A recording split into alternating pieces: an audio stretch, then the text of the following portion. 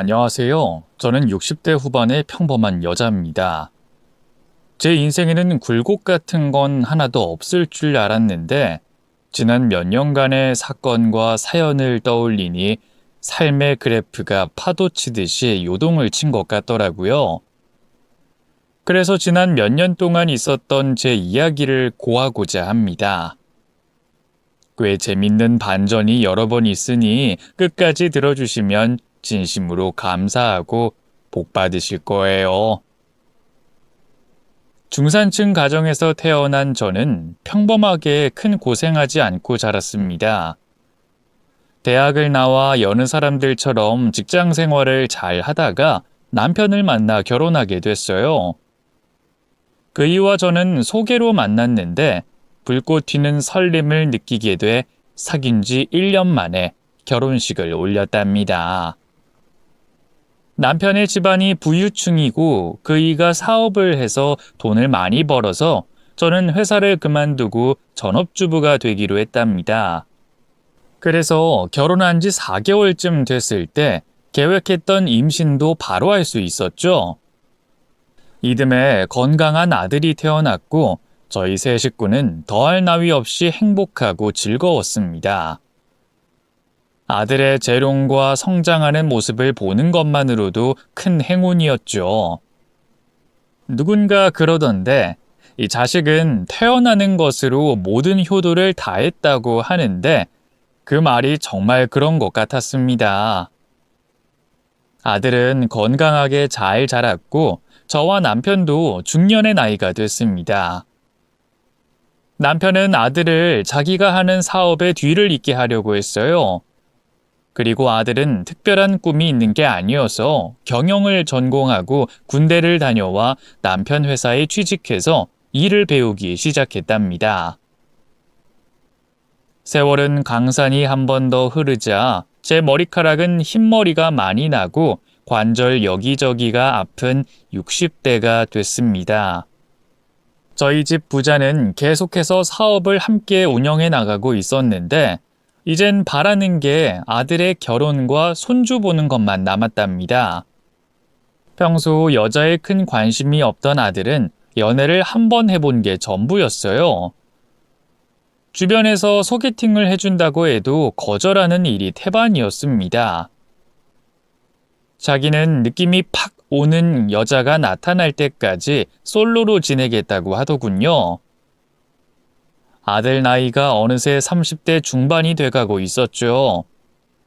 그래서 남편과 제가 하루빨리 짝을 찾아서 장가 좀 가라고 매일 부추겼답니다.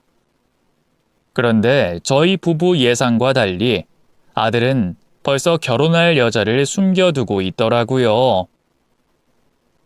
확신이 설 때까지 보여주지 않고 말도 하지 않으려고 했는데 지금 연애하는 여자가 무척이나 마음에 든다며 집에 인사시켜주려고 데리고 왔답니다. 아무것도 몰랐던 저는 깜짝 놀라 아들과 예비 며느리에게 말했습니다.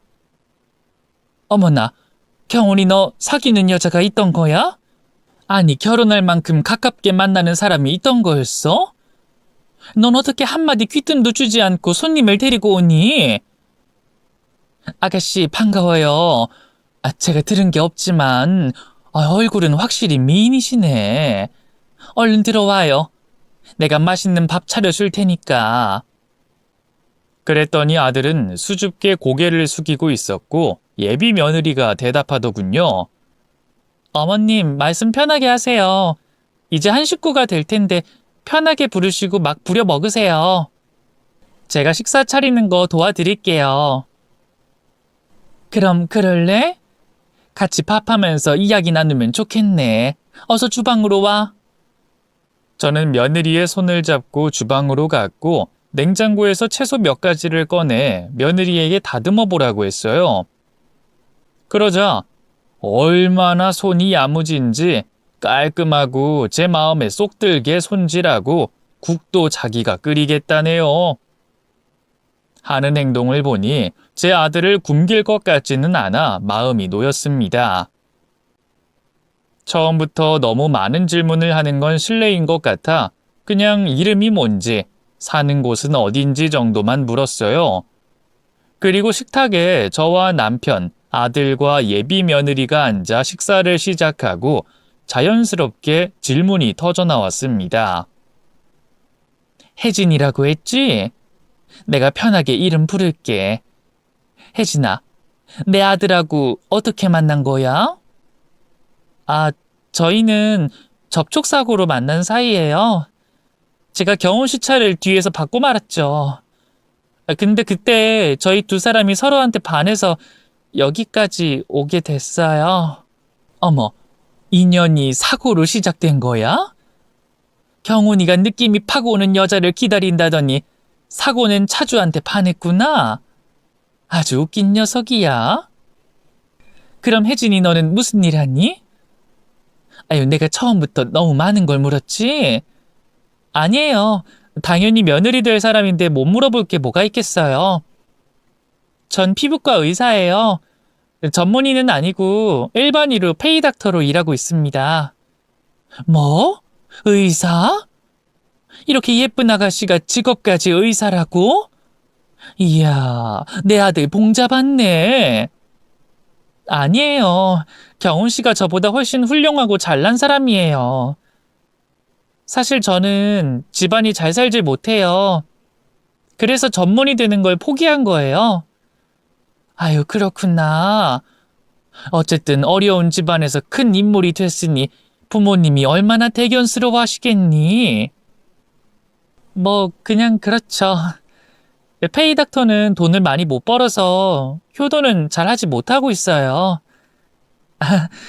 어머님, 다음에 저희 피부과에 오시면 제가 무료로 시술 좀 해드릴게요.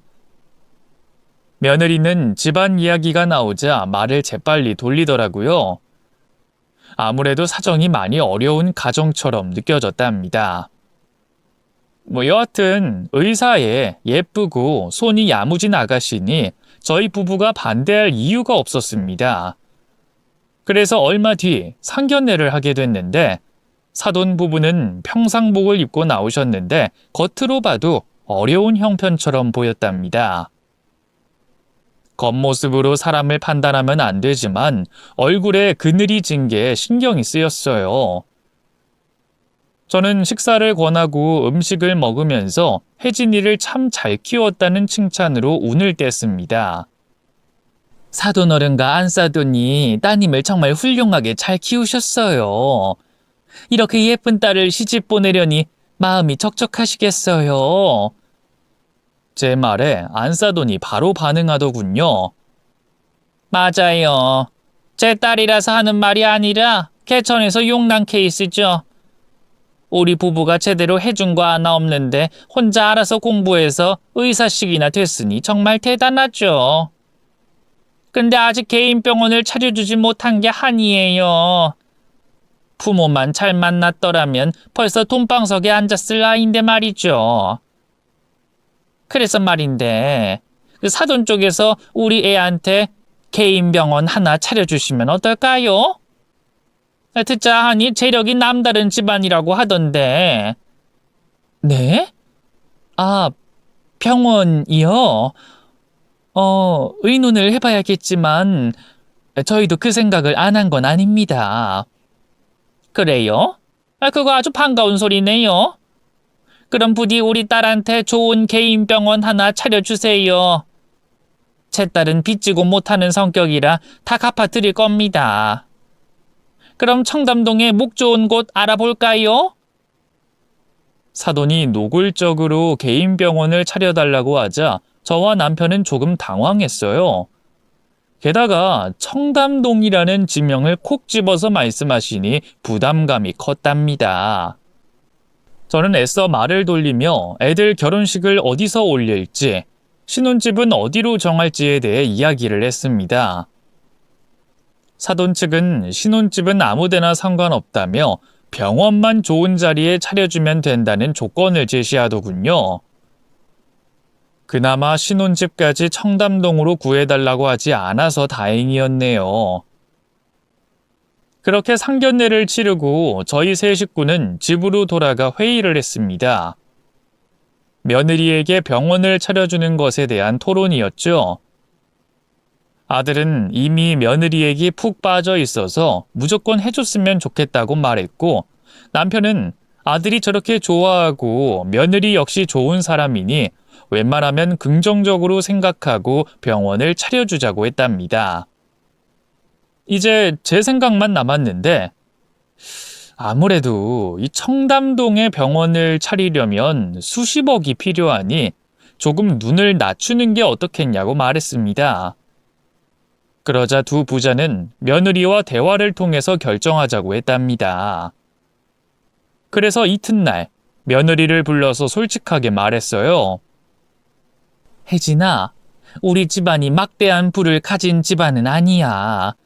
그래서 청담동에 병원을 차려주는 건 조금 어려울 것 같아. 청담동이면 수십억이 들 텐데 우리 재산의 절반 이상을 들여야 해. 어머님, 부담이 되셨군요. 우리 부모님이 괜한 말을 해서 신경 쓰이셨나 봐요. 죄송해요, 어머님. 아니다, 괜찮아. 네가 내 딸이었어도 비슷하게 요구했을 거야. 그럼 다른 동네로 알아볼래? 그런데 어머님, 청담동에 병원 차리기만 하면 돈방석에 앉는 건 시간 문제예요. 괜히 유동인구 없는 데다가 병원 차려서 망하는 사람 제가 많이 봤거든요.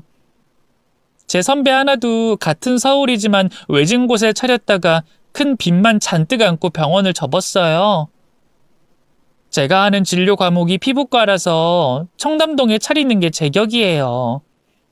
피부 관리하는 여자들이 가장 많이 찾는 곳이 청담동이니 그쪽으로 차려주시면 안 될까요? 어머님, 죄송해요. 제가 무리한 부탁 드리는 거지만 나중에 꼭 다 갚아드릴게요. 부탁드립니다. 며느리는 손만 야무진 게 아니었습니다. 생각하는 것도 말하는 것도 아주 논리적이더라고요.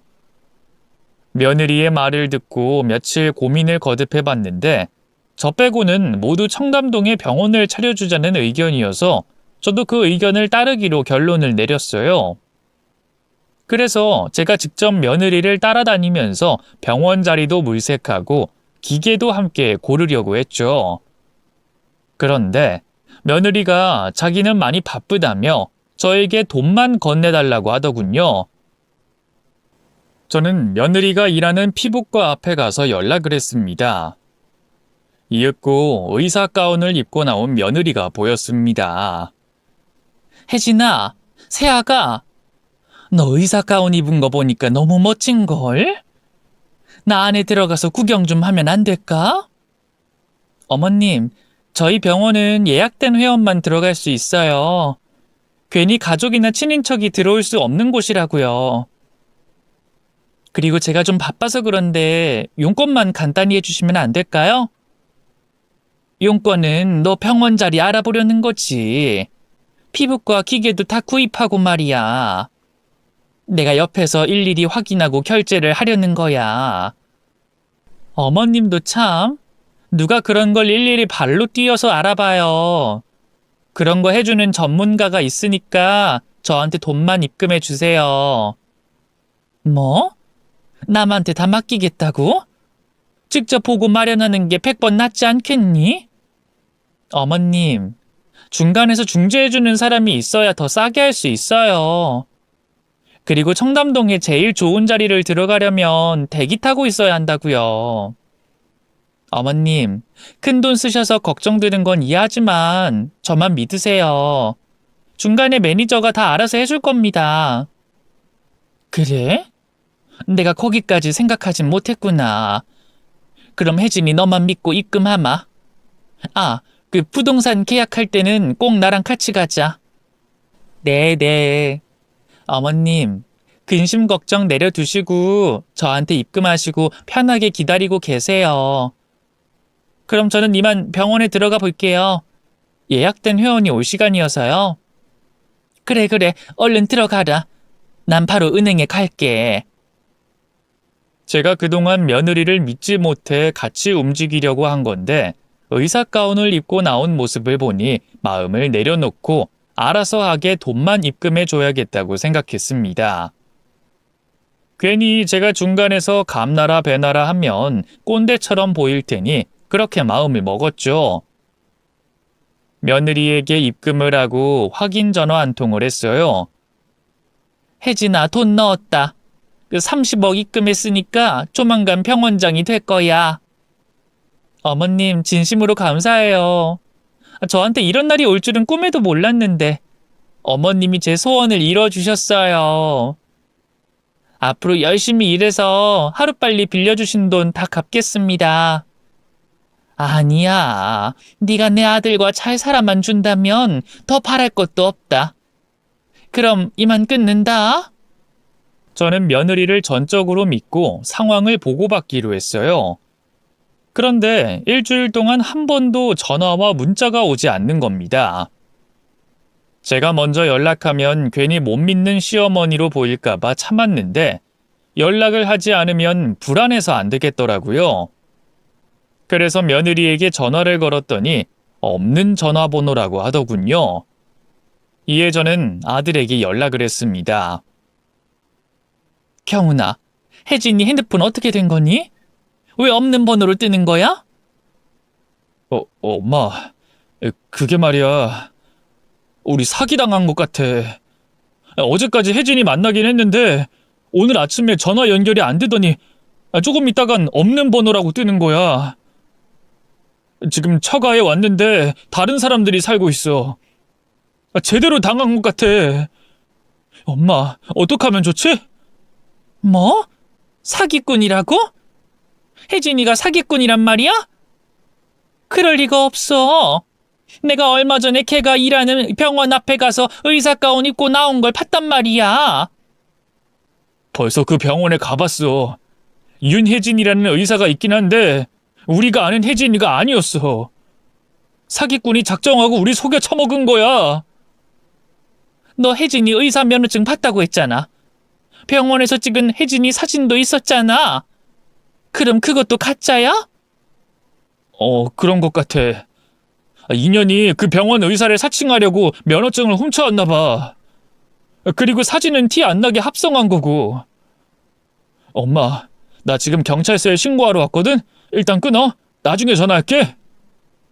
그 순간 저는 제가 얼마나 어리석은 사람인지 깨달았습니다. 며느리가 하는 말을 모두 믿어버리고 그 큰 돈을 넘겨줬으니 말이죠. 세상에 저 같은 바보 천치가 또 있을까 싶더라고요. 아들의 연락을 받고 가슴이 꽉 막혀 숨이 쉬어지지 않아 밖으로 나가 무작정 걸었습니다. 괜히 길거리를 거닐면 사기꾼인 며느리를 잡을 수 있을 거라는 망상까지 들었죠. 하지만 계획적으로 사기친 며느리는 어디에서도 찾을 수 없었습니다. 경찰서에 신고를 했는데 며느리의 이름과 나이가 모두 가짜여서 신원을 파악할 수 없답니다. 아들이 건네준 사진을 가지고 수배를 내리긴 했지만 사진들이 모두 포토샵으로 고친 것들이라 빨리 잡는 건 어려울 거라고 전했다네요. 결국 수십억을 사기당한 저는 집에서 머리에 수건을 싸매고 며칠 동안 누워 있었습니다. 아들은 사기꾼 여자에게 홀려 죄송하다는 말만 연신했고 남편은 한숨만 계속 쉬더니 그만 잊어버리자고 하더군요. 여보, 그 돈 없어도 우리 식구 먹고 사는데 아무런 지장 없어. 나랑 경훈이가 사업해서 금세 벌 거란 말이야. 내가 지금 당신 능력을 못 믿어서 이러는 거야? 내 자신이 너무 한심하고 무쓸모하게 느껴져서 이러는 거라고. 당신 재산을 홀랑 사기당해버린 나를 용서할 수 없단 말이야. 여보, 이건 당신 혼자 당한 게 아니잖아. 나도 그 사기꾼을 철석같이 믿었다고. 모든 걸 믿고 맡겨도 된다고 판단했단 말이야. 그러니까 그만 기운 차려. 경찰도 수사한다고 하니까 기다려보자고. 저는 며칠 동안 자책하며 집안에서 은둔 생활을 하다가 이내 정신을 차렸습니다. 그 사기꾼년을 언젠가는 꼭 잡아서 족쳐버리겠다고 결심하면서 말이죠. 남에게 눈물 흘리게 한 것들은 피눈물을 흘린다는 것을 제대로 보여줄 각오를 했답니다. 경찰은 수사를 하고 있지만 이름과 나이를 모르는 데다 전과가 있는 사람이 아니어서 잡는 데 더 많은 시간이 걸린다는 대답만 하더군요. 1년이 지나는 동안 깜깜무소식이어서 분노만 더 커졌답니다. 남편과 아들은 열심히 사업을 하고 있었는데 일이 잘 되는가 싶었는데 얼마 뒤에 코로나라는 무서운 병이 터지면서 큰 위기를 맞게 됐습니다. 해외 거래는 모두 막혔고 국내에도 다들 힘든 사정이 되니 거래가 뚝 끊겨버렸답니다. 남편은 코로나가 아주 잠시 있다가 지나갈 거라 예상하고 재산을 끌어다가 회사를 계속 운영했습니다. 손해를 봐도 조금만 참으면 모든 게 원점이 될 줄 알았죠. 그런데 코로나는 해가 바뀌어도 달라지는 것 하나 없었습니다. 결국 남편은 버티고 버티다가 전 재산을 잃게 됐고 빚더미에 앉아 사업을 부도했답니다. 그이는 심한 충격을 받았는지 뇌졸중까지 왔어요. 엎친 데 겹친 격으로 저희 가정이 제대로 무너져 버렸죠. 살고 있던 집을 팔고 방 2칸짜리 월세 빌라에 들어가 세 식구가 지냈답니다. 아들은 지금 상황에서 뭐라도 해야겠다며 코로나 시국에 가장 돈 벌기 좋은 배달 일을 시작했어요. 그리고 저는 뇌졸중에 걸린 남편을 돌보면서 할 수 있는 일을 찾다가 가사 도우미 일을 해보기로 했어요. 아무리 힘든 시기여도 부잣집에서는 가사 도우미를 불러다 쓰고 있으니 일자리가 아주 많았답니다. 요즘에는 핸드폰 어플로 일할 집을 지정받고 바로 출장 나가면 되더라고요. 그래서 하루에 3건 정도는 할 수 있었습니다. 남편 밥을 챙겨주고 1~2시간씩 출장을 다녀오면 안성맞춤이었죠. 역시나 일하는 곳은 청담동이 많았습니다. 잘 사는 집은 코로나고 뭐고 힘든 시기가 없는 것 같았습니다. 저도 예전에는 손이 많이 필요할 땐 가사 도우미를 부르곤 했었는데 제가 이렇게 도우미가 될 거라고는 상상도 못했습니다. 그래도 일하는 집집마다 주인들의 인품이 워낙 좋아서 일할 맛이 났어요.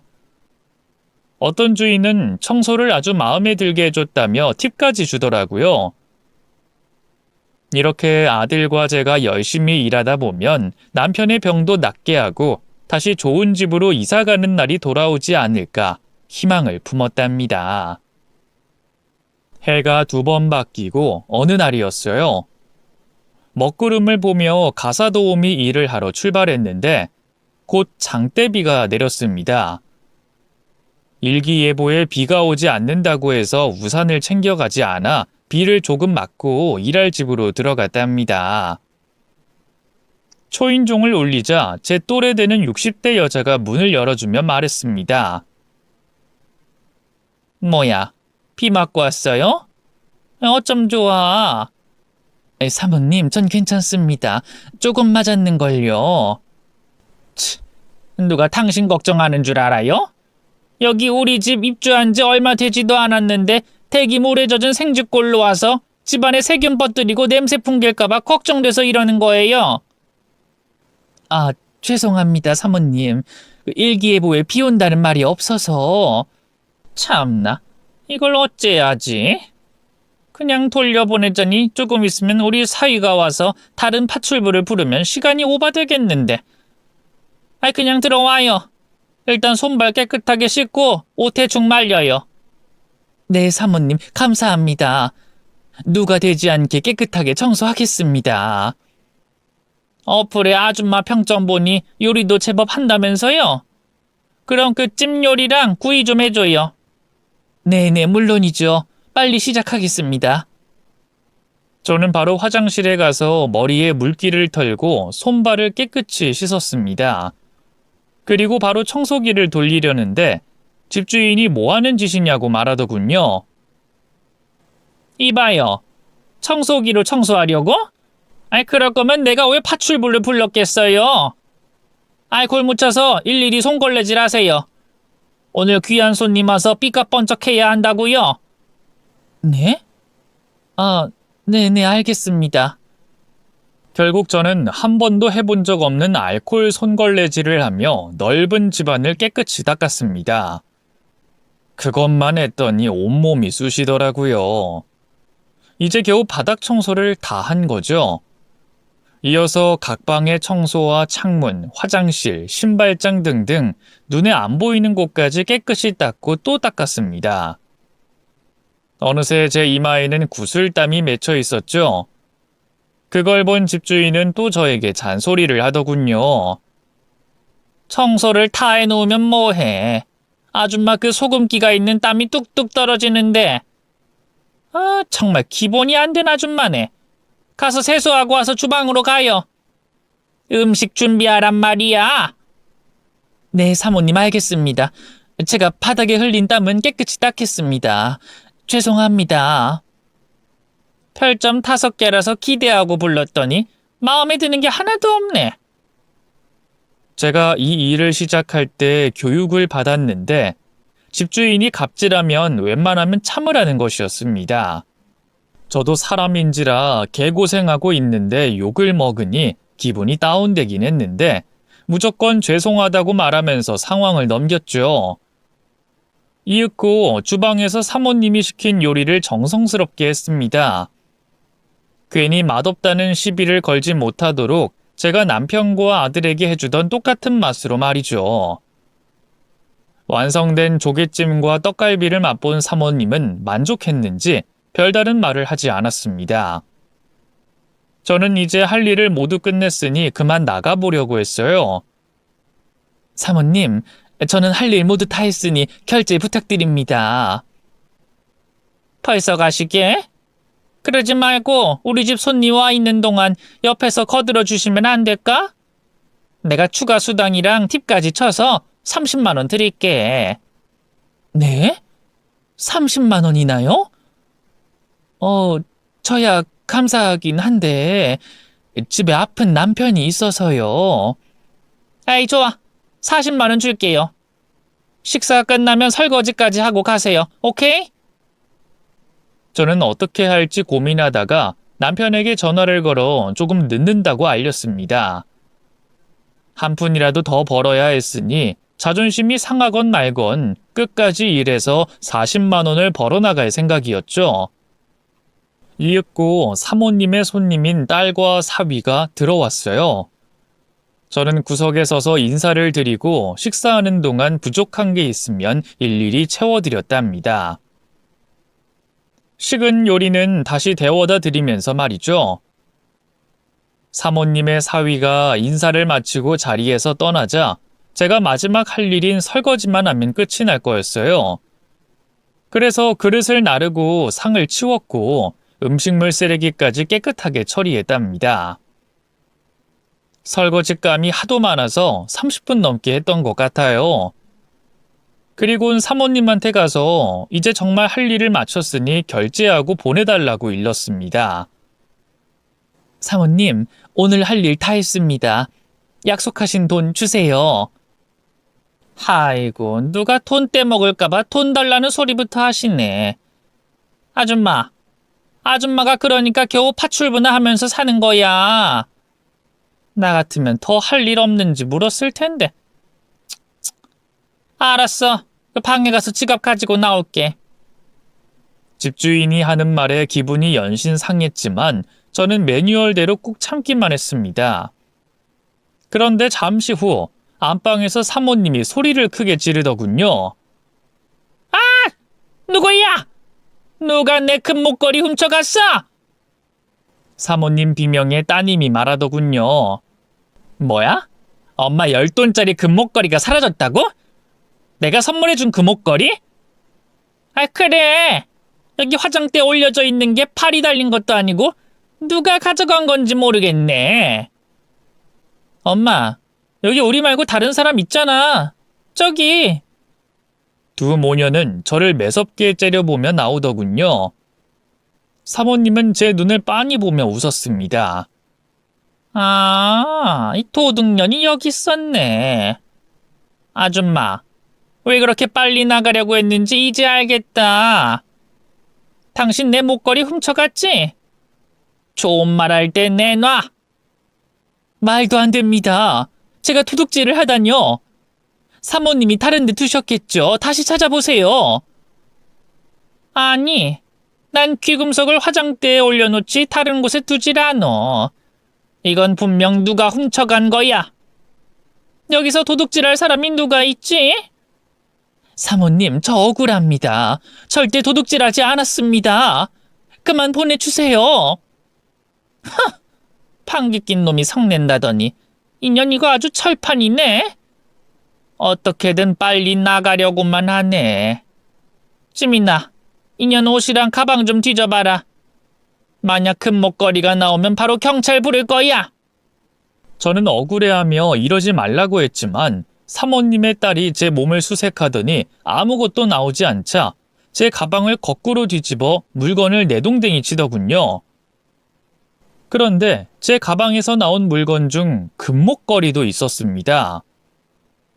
저는 이게 어떻게 된 일인진 모르겠지만 절대 제가 한 짓이 아니라고 하소연했어요. 사모님, 저 아닙니다. 제가 훔쳐서 제 가방에 목걸이를 넣지 않았다고요. 인연 봐라. 그럼 내 목걸이에 발이 달려서 걸어서 니년 가방에 들어갔다는 거야? 이거 아주 웃긴 년이네. 너 솔직히 말해봐. 상습범이지? 아니에요. 정말 억울해요. 누군가 제 가방에 목걸이를 넣어둔 거라고요. 팔빼 맞는 것도 가지가지네. 그럼 우리가 일부러 니년 가방에 목걸이를 넣어놓고 누명을 씌웠다는 거냐? 그럴지도 모르죠. 제가 한 짓이 아니니까요. 이거 안 되겠네. 경찰 불러서 콩밥 먹여야겠어.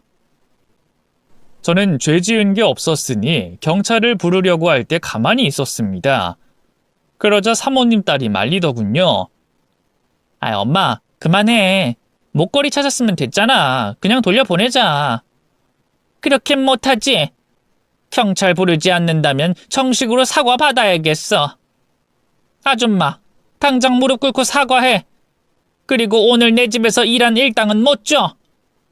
그게 무슨 말씀이세요? 저더러 빈손으로 나가라고요? 오늘 반나절 가까이 일했는데 무일푼으로 나가라뇨? 그리고 잘못한 게 없는데 어떻게 용서를 빌라는 거예요? 이년 봐라, 진짜 안 되겠네? 너 오늘 잘 걸렸다. 안 그래도 요즘 스트레스가 이만저만이 아니었는데 내 손에 쳐맞아봐라. 다 맞고 나서도 네가 뻔뻔하게 나오는지 봐야겠어. 사모님은 두툼한 손으로 제 양뺨을 갈기기 시작했습니다. 저는 정신을 잃었다가 다시 날아오는 손찌검에 눈이 번쩍 떠졌어요. 아, 사모님, 그만하세요. 저 정말로 아니라고요. 닥쳐! 너 같은 년은 매를 맞아야 해. 파출부 따위나 하는 한심하고 못난 년아! 저는 계속해서 사모님의 손찌검에 얼굴을 심하게 맞고 말았답니다. 바닥에 널브러진 채 얼굴에 손을 올리고 있자 이번엔 발길질로 제 온몸을 걷어차더군요. 고통의 신음을 내며 제발 그만하라고 했지만 사모님에 더불어 그녀의 딸까지 저를 짓밟았습니다. 온몸 구석구석 매를 맞아 움직일 기운도 없었죠. 이윽고 지칠 대로 지친 사모님은 저에게 침을 뱉으며 꺼지라고 하더군요. 야, 이년아, 너 오늘 운 좋은 줄 알아. 내가 경찰 안 부른 것만 해도 큰 자비를 베푼 거라고. 앞으로 내 눈에 뜨면 그땐 진짜 초상 날 줄 알아. 당장 기어서 나가. 진짜 너무하십니다. 전 아무 짓도 하지 않았는데. 저는 한 푼도 받지 못한 건 물론이고 엄청나게 얻어 터져서 네 발로 기어서 현관을 향했습니다. 그런데 그때 현관문이 열리며 다른 가족이 들어오더군요. 엄마, 무슨 일이야? 이 여잔 뭐고? 엄마, 우리 둘째 딸 왔구나. 어떻게? 억만장자 사업가 남친이랑은 잘 만나고 온 거야? 응, 오늘 프로포즈 받았지롱. 아유, 우리 둘째가 드디어 봉 잡았구나. 잘했다, 잘했어. 장하다, 우리 딸. 저는 둘째 딸의 목소리를 듣자 소름이 끼쳤습니다. 제가 아는 목소리와 유난히 비슷해서 얼굴을 보려고 몸을 일으켰답니다. 그리고 사모님의 둘째 딸 얼굴을 다시 바라보는데 성형수술을 하긴 했지만 제 눈은 속일 수 없었어요. 저와 식구들에게 의사라고 사기치고 30억을 가지고 사라진 며느리였습니다. 그년을 알아본 순간 어느새 아팠던 걸 까먹게 됐고 온몸에서 기운이 솟아났답니다. 저는 그년에게 가까이 다가가 얼굴을 마주봤어요. 너 혜진이구나. 나한테 사기친 년. 누구세요? 사기라뇨? 지금 무슨 말을 하는 거예요, 아줌마? 네 년이 처맞아야 입을 털겠구나. 좋다. 그럼 나도 네 애미처럼 똑같이 도둑년을 흠신 두들겨 패주마. 바로 사기꾼의 머리채를 잡고 제 허리 쪽으로 잡아당겼어요. 그리곤 무릎으로 사기꾼의 얼굴을 올려쳤죠. 빡빡 소리가 연신 나더니 코피가 줄줄 새더라고요. 그리고 눈탱이 밤탱이가 될 때까지 때려서 바닥에 눕혔습니다. 그리고 바로 112에 신고하려고 했더니 사기꾼이 제 두 다리를 붙잡고 울더군요. 어머님 잠시만요. 신고하지 말아주세요. 돈 다 돌려줄게요. 이제야 본색을 드러내는구나. 니년이 우리 돈 사기쳐서 어디에 썼을지 궁금했는데 청담동에 아파트를 샀어? 나와 상견례한 부모도 가짜, 의사라는 직업도 가짜, 이름도 나이도 가짜. 통장 명의는 어떻게 한 거야? 혜진이라는 이름으로 대포 통장 만든 거야? 이야, 이걸 어떻게 다 속인 거니? 그런데 넌 멍청하구나. 사기를 쳤으면 지방으로 튀든지 해외로 도망가야 하는 거 아니니? 이 무식한 년아? 사기치고 끝까지 안 걸릴 줄 알았더냐? 넌 오늘 끝이야. 그리고 네 애미랑 언니도 똑같은 공범으로 쳐넣겠어. 제가 으름장을 놓자 주인집 여자와 딸이 사기꾼 며느리 옆에 나란히 무릎을 꿇더군요. 저 아줌마, 제 딸이 사기친 피해자였어요? 이거 참 죄송하게 됐습니다. 제 딸이 나쁜 짓 한 건 알고 있었는데 수십억을 사기친 건 몰랐습니다. 아줌마, 선처해 주세요. 이 애미가 못나서 자식이 그런 짓을 한 거라고요. 그건 경찰서 가서 말해. 나한텐 통하지 않으니까. 그리고 니년 딸 보니까 네가 어떤 년인지 잘 알겠다. 날 도둑 취급한 것도 모두 계획적이었지? 너 무고죄로 신고하겠어. 아줌마, 아니 선생님, 제발 참아주세요.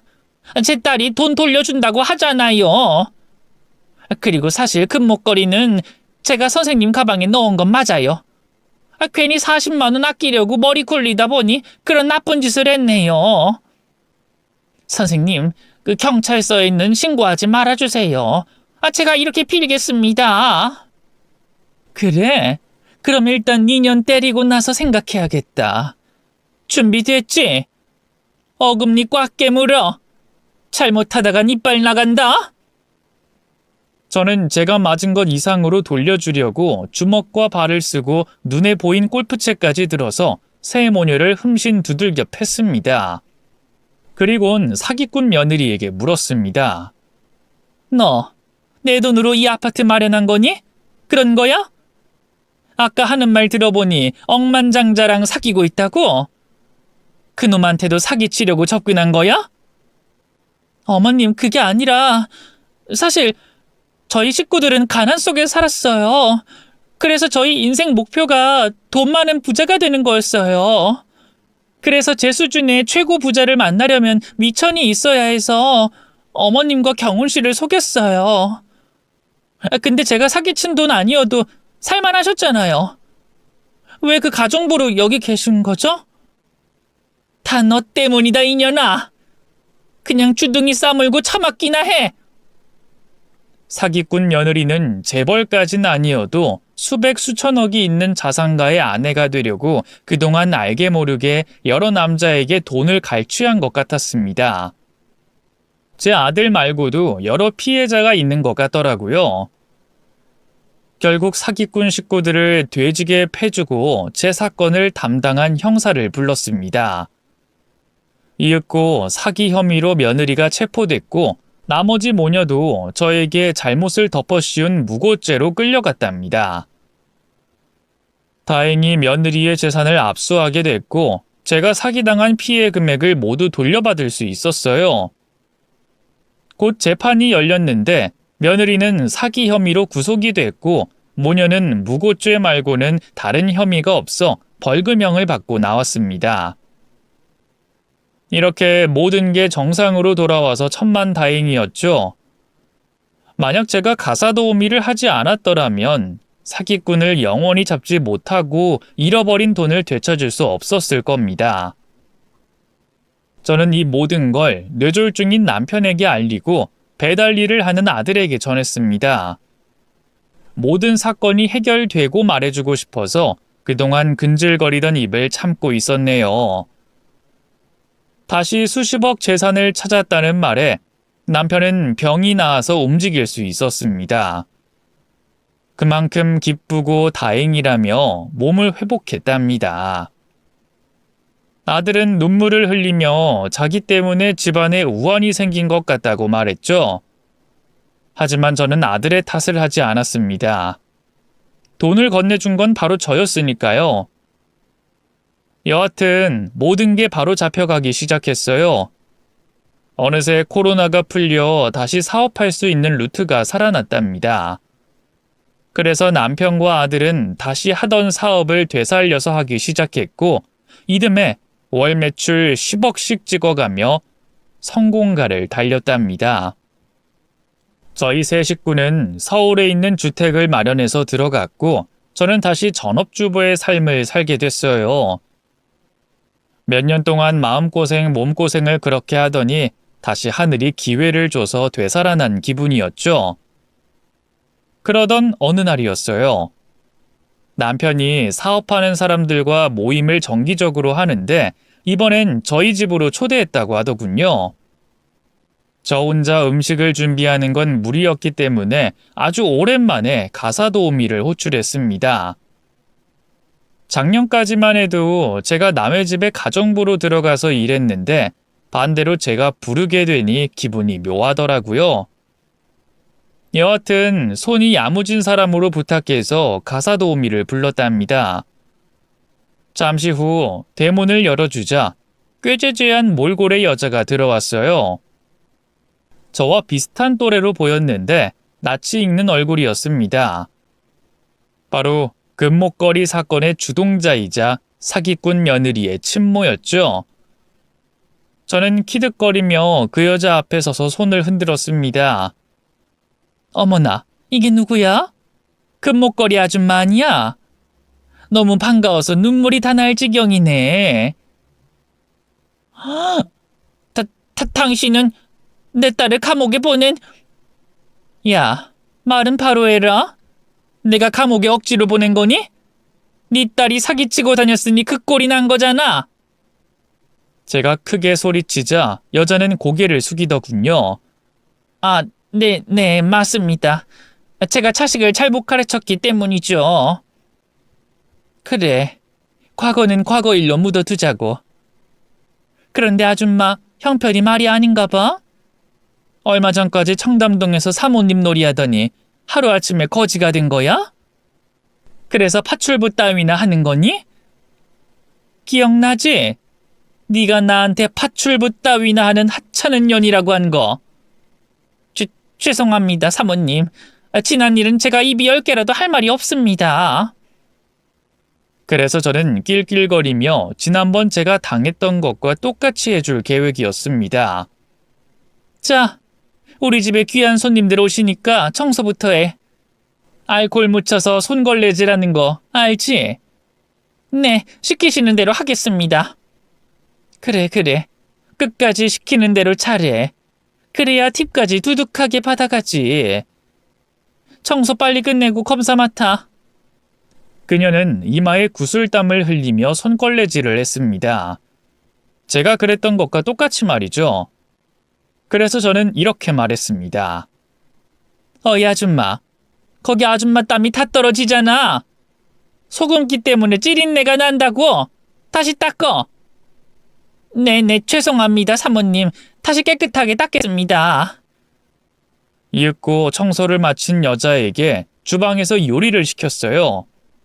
그런데 그동안 가사 도우미로 여러 번 일해봤는지 꽤나 솜씨 있는 것 같더라고요. 이야, 사기꾼도 구르는 재주가 있나 보네. 음식 꽤 잘하네.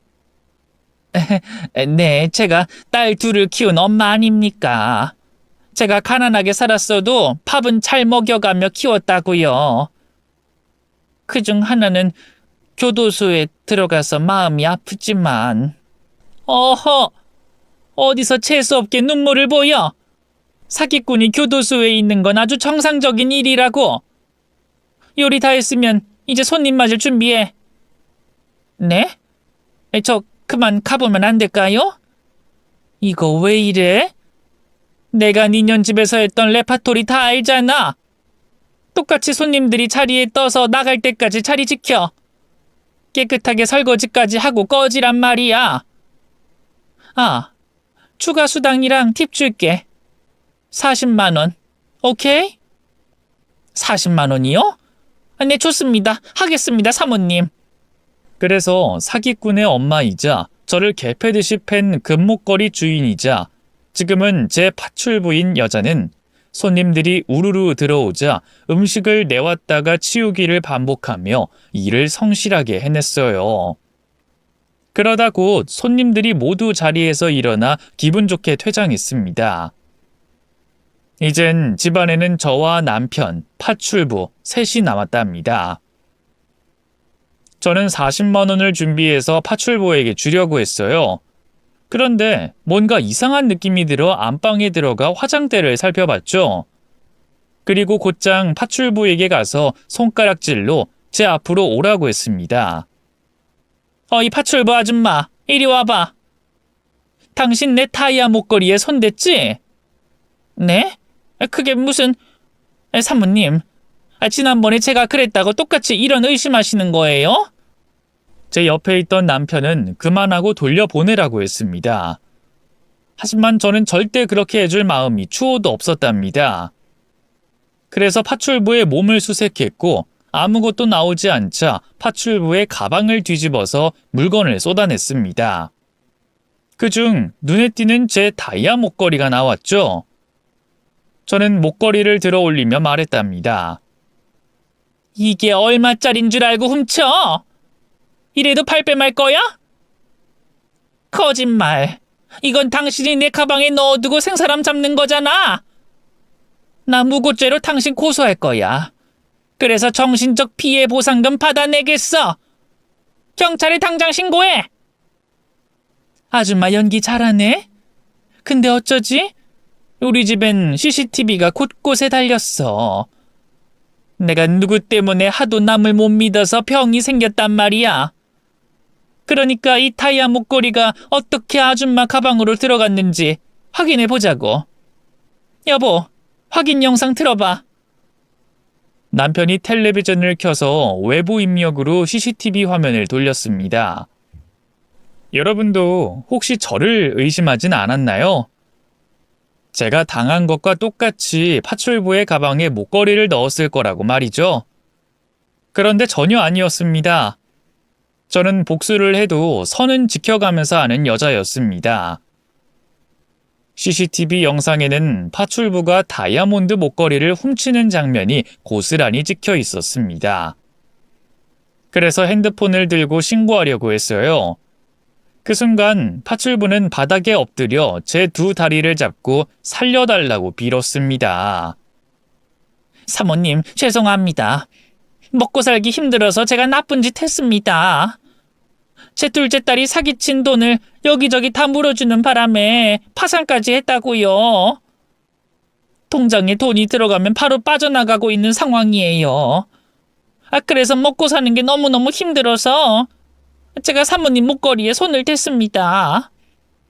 한 번만 선처해 주시면 다시는 사모님 눈에 띄지 않겠습니다. 아이고, 그렇게 어려웠구나. 다 이해해요. 먹고 살기 힘드니까 남의 것을 탐하고 훔친 거겠지. 알았으니까 일어나요.